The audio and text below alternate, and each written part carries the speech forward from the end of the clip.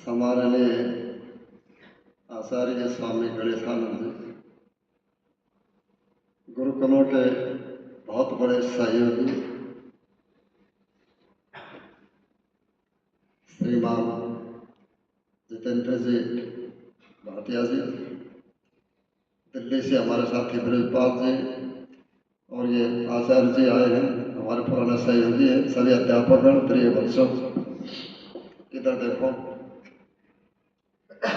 जीवन की गाड़ी के तो समान चक्र हैं। जैसे बैलगाड़ी में दो पहिए होते हैं, एक पहिया छोटा होगा, एक बड़ा होगा, तो गाड़ी चलेगी, झुक करके चलेगी, जरा सा गड्ढा होगा तो उधर को उलट जाती है। एक पहिया कमजोर है, एक पहिया मजबूत है, तो कहीं पर भी पहिया टूट जाएगा तो गाड़ी रुक जाएगी। इसी प्रकार बल और बुद्धि जीवन की गाड़ी के दोनों समान चक्र हैं और इसी अवस्था में दोनों का समान विकास करना चाहिए। इसी आयु में आपका शरीर का निर्माण होता है और इसी आयु में बुद्धि का निर्माण होता है। और आपका सौभाग्य है इतने सुंदर शांत स्थान पर योग्य गुरुजनों के, योग्य आचार्यों के मार्गदर्शन में और आप विद्या ग्रहण कर रहे हैं, जहाँ पर कि आधुनिक शिक्षा के साथ साथ अपनी जो प्राचीन संस्कृति है, आर्य संस्कृति, वैदिक संस्कृति है, उनका भी प्रशिक्षण दिया जा रहा है। तो थोड़ी सी बात बतलाऊंगा। शरीर को स्वस्थ बनाने के 3 स्तंभ है। जैसे कि ये आपका हॉल है, ये जितने खंभे मजबूत है तो कई मंजिलों का इसके ऊपर बन सकता है। उसी प्रकार आहार, निद्रा, ब्रह्मचर्य शरीर के धारण करने वाले 3 स्तंभ हैं। इस आयु में ठीक प्रकार का भोजन हो। मैंने सारा पूछ लिया, बच्चों को दूध मिलता है, बहुत अच्छा भोजन मिलता है, तो शरीर ठीक होना चाहिए। और समय पर सोना, समय पर उठना। हमारे साथ 2-3 बच्चे आए थे, बहुत बुद्धिमान थे। उन्होंने बताया कि बड़े ब्रह्मचारी 4 बजे उठते हैं, बाकी 4:30 बजे, कुछ 5 बजे, और अब गर्मी में तो सभी 4:30 बजे उठी जाएंगे सारे। तो हाँ, तो तीसरी बात जो है ब्रह्मचर्य, शरीर की ऊर्जा जो है इस उम्र में, विशेष करके बड़े बच्चे हैं 14 साल से 15-16 साल से युवावस्था शुरू होती है, तो उस ऊर्जा को व्यायाम के द्वारा बढ़ने में और शरीर का, बुद्धि का अंग बनाएंगे तो वो ऊर्जा सुरक्षित रहेगी। नहीं तो फिर वो दूसरे उपायों से फिर कहीं कहीं इधर उधर बिखरने का उसका कार्यक्रम शुरू हो जाता है। तो व्यायाम इन तीनों स्तंभों को बल प्रदान करता है। व्यायाम से जो भी खाओगे वो शरीर का अंग बन जाएगा। इस उम्र में बच्चों की पाचन शक्ति इतनी अच्छी होती है कि जो भी खाओगे सब शरीर को अंग बन जाएगा। तो व्यायाम में कभी लागा मत करना।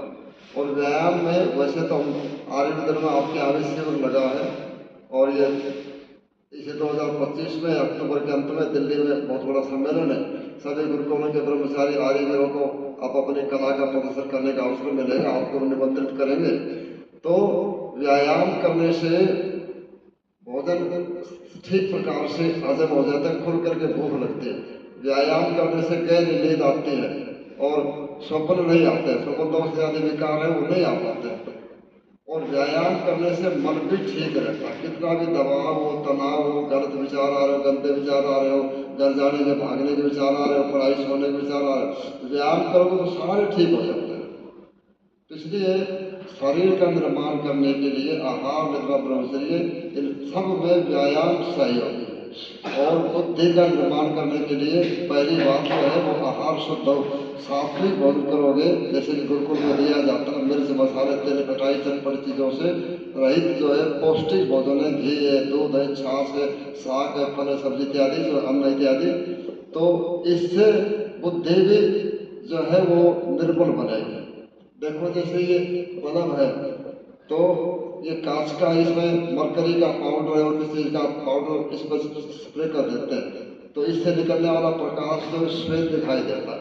अब इस पर यदि लाल स्प्रे करेंगे तो वो प्रकाश श्वेत होता है, अभी सब जगह लाल लाल सब आपको दिखाई देगा, और काला पोतोगे तो धुंधला का दिखाई देगा। ऐसे बुद्धि तो सात्विक है, लेकिन भोजन तामसिक है तो बुद्धि तमोगुणी हो जाएगी, भोजन राजसिक है, चटपटी चीजें खाते हो तो बुद्धि भी चटपटी हो जाएगी। इसलिए सात्विक भोजन जरूरी है अच्छी बुद्धि के लिए, और कम मात्रा में खाओ। अधिक भोजन करोगे तो भोजन शरीर की एनर्जी जो है भोजन पचाने में लग जाएगी और मस्तिष्क को शुद्ध खून और शुद्ध ऑक्सीजन, अधिक ऑक्सीजन नहीं मिलेगी तो नींद आने लगेगी। इसलिए थोड़ा कम खाओ। फिर दूसरा उपाय क्या बुद्धि बढ़ाने का? प्राणायाम करना। स्वामी दयानंद प्रकाश में लिखते हैं कि प्राणायाम करने से बुद्धि इतनी तीव्र सूक्ष्म हो जाती है कि कम समय में कठिन से कठिन विषयों को भी जो है वो समझ करने लगते हैं। तो प्राणायाम आचार्य सिखाएंगे, नहीं जानते हो तो सीखना चाहिए। बसंत ऋतु में प्राणायाम शुरू करने का शास्त्रों में विधान है। आजकल मौसम चल रहा है बसंत ऋतु में, तो प्राणायाम करो, उससे आपकी बुद्धि तीव्र होगी और कम समय में अधिक चीजों को स्मरण कर सकोगे। उसके साथ में क्या है, तीसरा उपाय क्या है कि जप करना। देखो आप विज्ञान का विद्यार्थी है तो एक होता उत्तर लहर्स के बारे में जानते हो क्या? जिसका भाग मोटा होता है, तो उसमें से जब सूर्य किरणें गुजरते हैं तो एक केंद्र पर इकट्ठे हो जाते हैं और किसी चीज को फोकस करोगे तो उसमें वो जला देते हैं। क्या बोलते हैं उसको? उत्तर लहर्स, कन्वेक्स लहर्स कहते हैं। तो उसी प्रकार से प्राणायाम करने से, ध्यान करने से आपकी बुद्धि तीव्र हो जाएगी, सूक्ष्म हो जाएगी। यहाँ पर ध्यान करने से, गायत्री का जप करने से कि कठिन से कठिन विषयों के अंदर जो है वो बहुत जल्दी उसको पकड़ लेंगे। तो प्राणायाम भी करो, गायत्री का जप भी करो। उसके साथ में अच्छे ग्रंथों का स्वाध्याय करो, उससे आपके विचार ठीक रहेंगे। उसके साथ में अच्छे लोगों की संगति करो।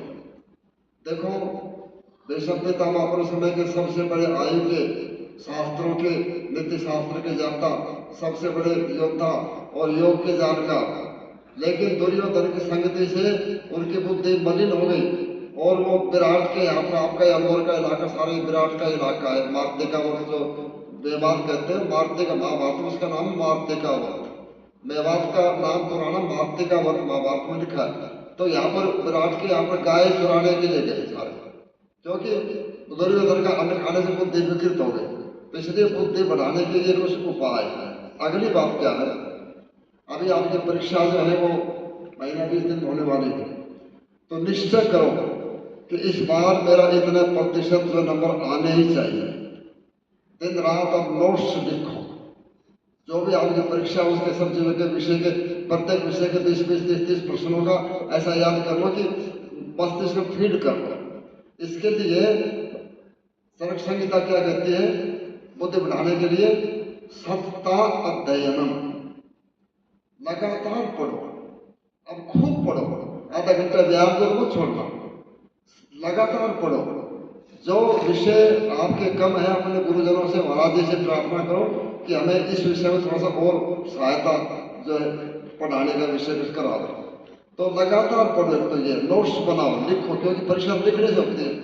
सतता अध्ययनम वादय, आपस में चर्चा करो। अच्छा भाई तुझे ये विषय याद सुना, इसका ये, इसका ये, इसका ये, तो उससे विद्या बढ़ती है। आपस में वाद विवाद करने से और विद्या और बढ़ती है, स्मरण शक्ति बढ़ती है। सतता अध्ययनम वादय पर तंत्रावलोकनम, अपने विषय की एक पुस्तक है, लेकिन उस विषय के ज्ञान की और भी पुस्तकें हैं।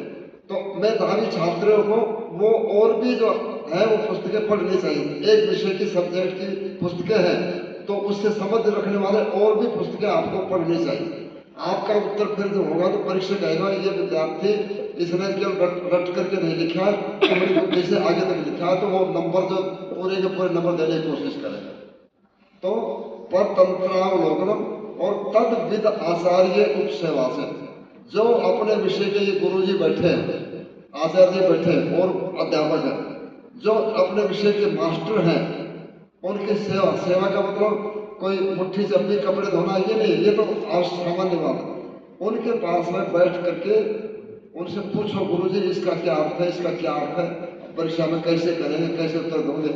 जितना उनसे, जैसे इन्होंने महाराज ने कहा, तो वो आचार्य बहुत अच्छे थे, आचार्य विजयपाल की बात करें, और मुझे पता है कि ये सबसे छोटे विद्यार्थी गए गुरुकुल में, तो और विद्यार्थियों को तो वो बाहर स्कूल वालों पर कहते थे अपने भोजन की व्यवस्था करो, लेकिन ये सेवा भावी थे, मेधावी थे, इनको अपने गुरुकुल में रखा, नियम के को थोड़ा सा ढीला करके भी रखा।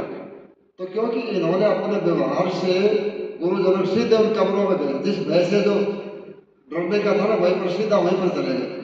तो उसके कारण से ये उनकी नजर में आए और आज बहुत बड़े आचार्य शास्त्रों के जानकार हो गए। तो गुरुओं की सेवा करने से और मेधा वृद्धि करो गण, ये चार बातें जो है बुद्धि को बढ़ाने वाली है। तो मैं अभी इतना ही कहूँगा कि दोनों ओर को अपना ध्यान केंद्रित करो। परीक्षा के दिन भी 15-20 मिनट व्यायाम करके जाओ, प्राणायाम करके जाओ और मस्तिष्क पर दबाव तनाव मत दो। उससे पहले खूब लिखो, नोट्स बनाओ। विषय को समझ में नहीं आता है, गुरुजनों से भी नहीं जाना कि बच्चों को जो मुख्य मुख्य विषय उनके नोट्स संक्षेप में लिखवा दो, तो फिर आपकी परीक्षा में बहुत अधिक नंबर आएंगे। क्योंकि आपका अगला जो करियर बढ़ता है वो नंबरों के ऊपर बढ़ता है। परीक्षा में नंबर लाना है कोई जरूरी नहीं होता, लेकिन क्योंकि ऐसा ही चल रहा है तो इसलिए उस विषय में भी आपको मेहनत करनी चाहिए। थोड़ी सी बात, क्योंकि हमें लंबा जाना है, आचार्य जी का आग्रह था कि आओ एक बार, तो उस दृष्टि से विद्यमान बनाएगा। आपके यहाँ के ब्रह्मचारी जो है वो कभी को छावा जरूर दिखाना, इससे जिससे कि इनमें वीर रस का संचार हो। दोनों ही चीजें बढ़ना है, शरीर से भी मजबूत बनना है और विद्या की दृष्टि से आगे बढ़ना है। और इसके लिए मैंने 4 बातें बताई, मैं फिर बता देता हूँ। निरंतर पढ़ो, पढ़े हुए का आपस में चर्चा करो, गुरुजनों से पूछो, वाद विवाद करो और उस विषय से संबंधित जो और पुस्तकें हैं, साहित्य, चाहे वो गाइड है चाहे और कुछ है, उनको भी देखो। और अपने विषय के जानकार जो गुरुजन हैं उनके अपने व्यवहार से अपने अनुकूल बनाओगे तो निश्चित रूप से आपकी बुद्धि बढ़ेगी। आपका आपने बहुत अच्छे ढंग से सुना आचार्य जी का, अध्यात्मों का। और जितेंद्र जी, ब्रजपाल जी, मुझे तो जल्दी जाना था, आश्रम में काम था, लेकिन आचार्य जी का आग्रह था